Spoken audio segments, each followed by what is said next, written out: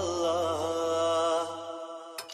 Oh Allah the Almighty, Allah, Allah, protect me and guide me.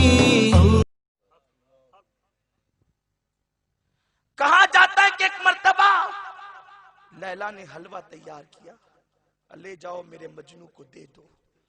کنیز حلوہ لے کر کے نکلی، کہا کہ لیلا نے حلوہ تیار کیا، مجنو کہاں ہے؟ حلوے کی خوشبو پا کر سب دوڑے نوجوان چلے آئے، ہم مجنو، میں مجنو، میں مجنو۔ اتنے سارے مجنوؤں کو دیکھ کر کنیز نے کہا لیلا کا تو ایک ہی مجنو ہے، اتنے سارے آئے کہاں سے؟ اندر چلی گئی، پوچھا ارے لیلا تیرا تو ایک ہی مجنو تھا، اتنے سارے وہاں ہے؟ سب کہتے ہیں میں مجنو ہوں، بتا تیرا اصل مجنو کون ہے؟ لیلا نے کہا رک ابھی فیصلہ ہو جائے گا، حلوہ رکھ دے۔ حلوہ رکھ دیا گیا، ایک تشت دیا، اس میں کھنجر دیا، کہا لے جا کر مجنو سے کہنا کہ لیلا نے تیرے گوشت کا حصہ مانگا ہے، گوشت کا ٹکڑا مانگا ہے تیرے جسم کے حصے کا۔ جب کھنجر اور تشت دیکھا تو کہا کیا ہوا؟ حلوہ گیا کہاں؟ تو کہا کہ حلوہ تو گیا، لیلا نے اپنے مجنو سے اب اس کے جسم کا گوشت کا ٹکڑا مانگا ہے، جو ہمارے جیسے ہوں گے شاید وہ سب نکل گئے۔ ایک سچا مجنو تھا جو واقعی مجنو تھا، اس نے کھنجر لیا اور ہاتھ کا گوشت کاٹ کے تشت میں رکھ دیا۔ جب وہ لے کر جانے لگی تو کہا رک، شاید میری لیلا کو یہ پسند نہ آئے تو دوسرا بھی لے کر جا۔ دوسرا کاٹا وہ بھی رکھ دیا، تیسرا کاٹا وہ بھی رکھ دیا، چوتھا کاٹا وہ بھی رکھ دیا، پورا تشت بھر دیا، اور پھر سرد آنکھ کھینچ کر کہتا ہے یہ لے جانا اور پوچھ لینا، اگر یہ بھی پسند نہ آئے تو پوچھ کہ کیا پسند ہے، اگر میری لیلا کو میرے دل کا ٹکڑا پسند ہے تو وہ بھی حاضر کر دوں گا، مگر شرط اتنی ہے کہ لیلا سے کہہ دینا بس ایک مرتبہ کہہ دے کہ مجنو میرا ہے، بس ایک تمنا ہے کہ مسکرا کر کہہ دے مجنو میرا ہے، اگر دل کا ٹکڑا چاہیے وہ بھی پیش کرنے کے لیے تیار ہوں۔ عاشق وہ نہیں ہوتے جو نمازوں کو ترک کرنے کے لیے اپنے گھروں میں ٹائم پاس کرتے ہیں، عاشق وہ نہیں ہوتے جو کرکٹ کے میدان سجاتے ہیں، عاشق وہ نہیں ہوتے جو حجاب کی کرسی پہ داڑھی مڈا کر گٹروں میں پھینک کر نبی کے دل کو تکلیف پہنچاتے ہیں۔ دنیا نے عاشق دیکھا مدینے سے چل کر کربلا میں آیا تھا، عاشق نے کہا عشق ہے تو 18 سال کا بیٹا چاہیے، 18 سال کا بیٹا بھی دے دیا۔ محبوب نے کہا عشق ہے 6 مہینے کا بیٹا چاہیے، معصوم بچہ قربان کر دیا، سب کچھ لٹا کر سر سجدے میں رکھ کر محبوب سے کہتا ہے اب تو کہہ دے کہ تو راضی ہے کہ نہیں؟ واہ واہ واہ واہ واہ، نعرہ تکبیر، نعرہ رسالت، شہدائے کربلا۔ عاشق یہ ہوتا ہے، عشق یہ ہوتا ہے۔ عشق کو سمجھا کیا ہے؟ محبت رسول کو سمجھا کیا ہے؟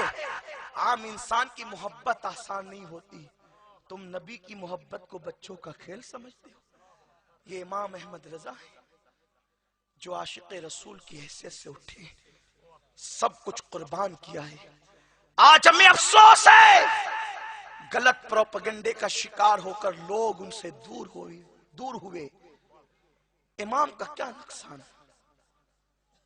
حضور قبلہ علامہ غلام گوسلوی صاحب مدظر اللہ العالی فرما رہے تھے وہ سادات کو غلط فہمی ہے، میں کہتا ہوں غلط فہمی ہے تو اعلیٰ حضرت یوں ہی تو نہیں گئے، 1000 سے زیادہ کتابیں چھوڑ کر گئے، اٹھا کر پڑھو تو صحیح۔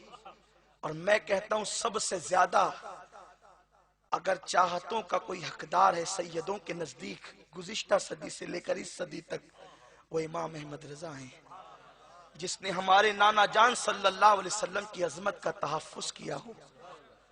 ان سے زیادہ کون ہے محبتوں کا حقدار؟ لیکن صرف غلط پروپیگنڈے کی وجہ سے یہ امام احمد رضا ہے جو فرماتے ہیں جس دن سے بچپنے میں نے معلوم کر لیا تھا کہ بغداد شریف کی سمت کدھر ہے، اس کے بعد کبھی میں نے بغداد شریف کی طرف پیر نہیں پھیلا، کبھی بغداد کی طرف رک کر کے میں نے استنجا نہیں کیا، کبھی پاخانہ نہیں کیا۔ یہ اعلیٰ حضرت امام احمد رضا ہیں جنہوں نے فتاوی رضویہ شریف میں لکھا کہ جو سنی اجمیر شریف کو صرف اجمیر اجمیر کہتا رہے وہ محروم ہے، اور اگر کوئی غریب نواز کی عداوت کی بنیاد پر اجمیر اجمیر کہے تب تو وہ بدعقیدہ بد مذہب ہے۔ آپ غور فرمائیں، جو غریب نواز کے شہر کو اجمیر کہلوانا پسند نہ کرتا ہو، اجمیر شریف کہنے کا حکم دیتا ہو، اور سنی غفلت کی بنیاد پر اگر اجمیر اجمیر کہے تو آپ تنبیہ کرتے ہیں کہ جو سنی بھی اجمیر اجمیر کہے گا وہ بھی محروم ہے۔ محروم کہا گیا، اجمیر نہ کہو اجمیر شریف کہو۔ میں تم سے پوچھتا ہوں، جس کو غریب نواز کے شہر سے اتنی محبت ہے اس کو غریب نواز سے کتنی محبت ہوگی؟ سبحان اللہ سبحان اللہ۔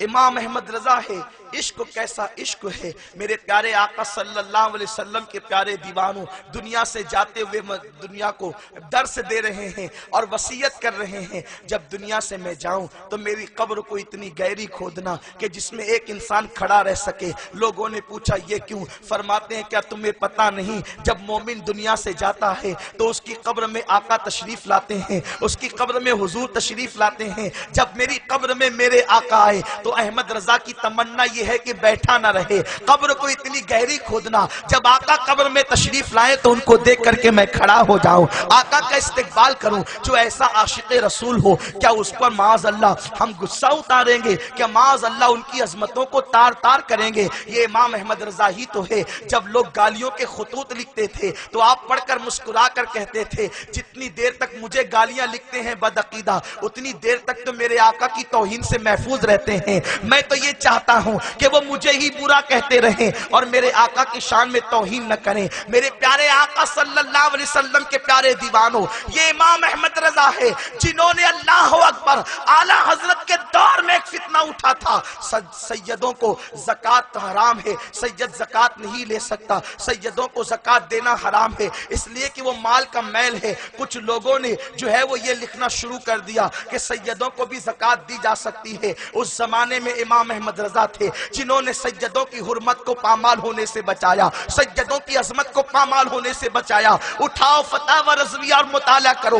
امام احمد رضا فرماتے ہیں سنو، یہ مال کا میل ہے جسے رسول اللہ نے سیدوں کے لیے حرام کیا ہے، بنو ہاشم پر جو ہے وہ حرام فرمایا ہے۔ اللہ اکبر! امام احمد رضا نے فرمایا کہ ان کو زکوٰۃ نہ دو بلکہ ان کو ہدیے دیا کرو، ان کو تحفے